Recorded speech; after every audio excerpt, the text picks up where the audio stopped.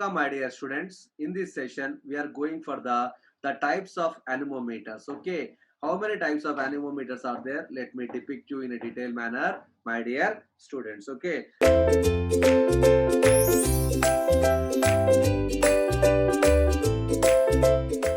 As I told you that the types of anemometers are different.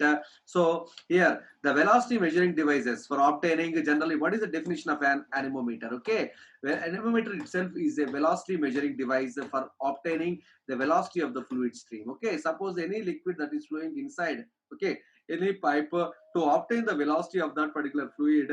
We are going to use the anemometer. That's the reason it is a velocity measuring device. Okay, so what type of liquids it is going to be flowing means airflow in a ventilating duct, or it can be, you can measure in the wind tunnel, or we can go for the water flow in a closed channel, or the wind speed as in the meteorology. Okay, we can go for the wind speed in a big applications, big applications.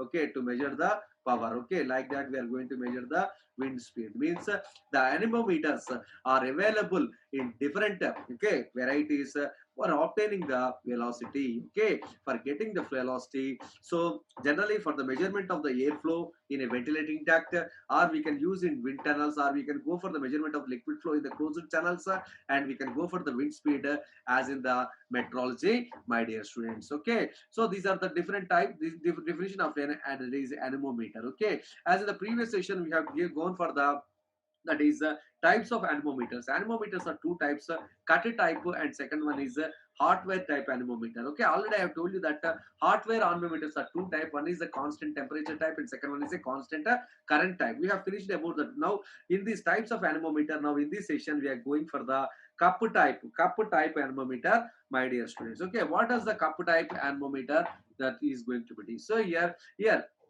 the that is cup type anemometer will be like this. Okay, here the four, it will be the shape of these things will be in the form of a cups, my dear students. Okay, so ultimately what we are going to get, so this is a hemispherical. See, the cups shape will be like this, that is in the hemispherical cups. All these things are okay. That's the reason these are like cups only. Okay, that's the reason this is called cup type, and this is a physical device, my dear students. Okay, now cup type anemometers with vertical axis. So now I connected with respect to the, this is what this is a general vertical axis, where I have connected these things in a, okay, like this, and it is the movement will be like this. The movement of these particular cups will be like this, my dear students. Okay, now cup type, here this is another type of cup. Here already there is a vertical axis, the cups are moving in this particular direction, my dear students. Now, vertical spindle freely about the vertical axis mounted on bearings. Okay, this is a vertical spindle. This is a vertical spindle. Okay, that is mounted. Okay, which I have done.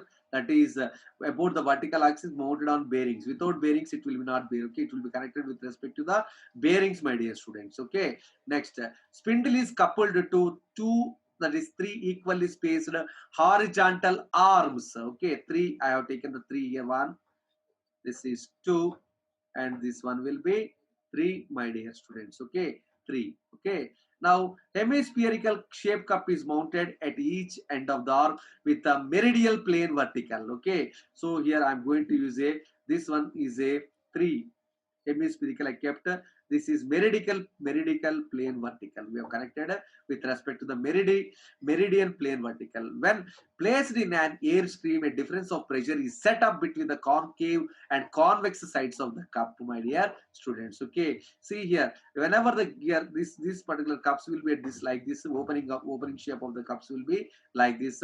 Whenever the pressure, the wind increases, then it is moving like this. It is moving like this. Okay, so the cup is having the two shapes. One is the concave shape, the lower end, and outer upside is, this is concave, and this one is convex.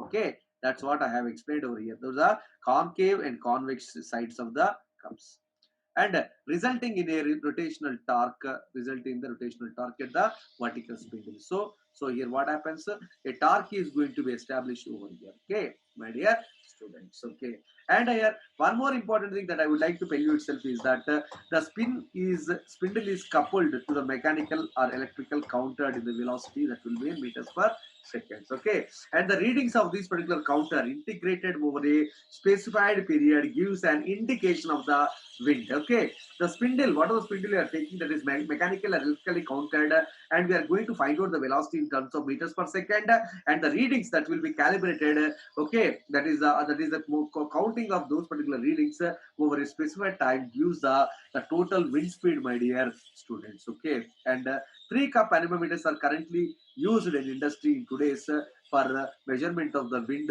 Okay, and they can measure the velocities up to 3000 meters per second. Due to frictional losses, the device is not accurate and needs calibration. That is periodically. Means what I told you itself is that if I am going to take it, okay, the cup type anemometer. So what are the cups that are present? Okay, all these particular cups. Generally, what happens? Okay, the frictional losses are going to be encountered inside these particular cups, and the device is not very accurate and needs calibration, my dear students. Okay, next, this is about the various types of the anemometers, my dear students. Okay, thank you.